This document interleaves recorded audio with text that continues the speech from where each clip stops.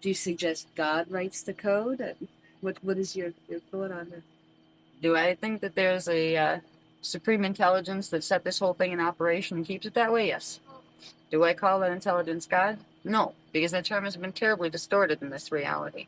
And when I think of the concept of God or a higher creative intelligence source, I do not picture a man on a seat with a long white beard. Sorry.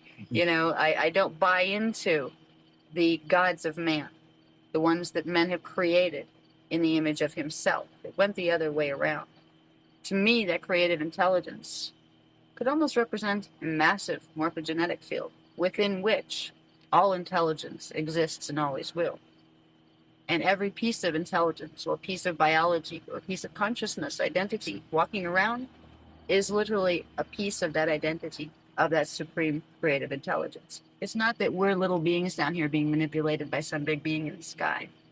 We have a tremendous amount of choice because ultimately we are that creative energy. We are God, but not just the we that we know here when we look in the mirror. We are much bigger than the identity that we're able to put in our bodies here. And as you expand, there's a lot of traditional, like spiritual traditions that do lead you through passive initiation, which are really doorways of understanding. Where you start to expand into those higher levels of identity, you will hit a point where you realize you're a plural, for one. It will no longer be me, it'll be we, because you realize I am a soul and I have X amount of incarnations that are simultaneously taking place in various time-space locations.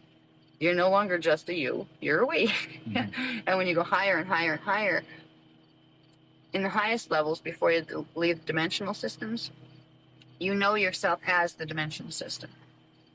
It goes back to the concept of pulling energy from the unified field into the morphogenetic field and thereby expanding the morphogenetic field to be more and more and more. Eventually it expands to include all things. And eventually our consciousness does the same thing. Our consciousness works like a morphogenetic field.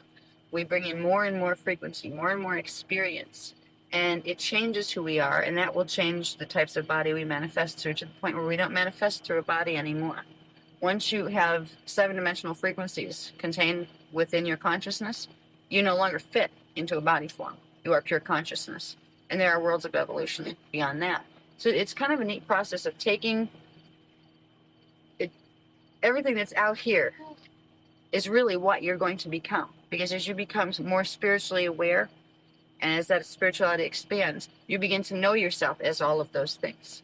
You begin to know the separation between people and objects and things becomes not real. And you realize that there is oneness. And that's called the sacred law of one. That realization that it is all one. And there is a state of consciousness where you just know that. Mm-hmm. And it's pretty awesome. You can't put it into words, but you can look at the separations, you can look at different people and say, I acknowledge that you are in this body and I am in this body, but on a much bigger level, you know you are the same being. And it's called God realization. That's what God is. It's when you get to the point where you are at one with the universe and the universe is at one with you, and that you know everything outside of you is not really outside of you at all. It's inside of you. So that's what we're growing into.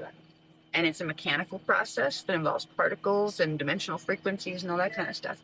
But it is also a spiritual process that involves cognitions that can't be fit into definitions, but they can be felt.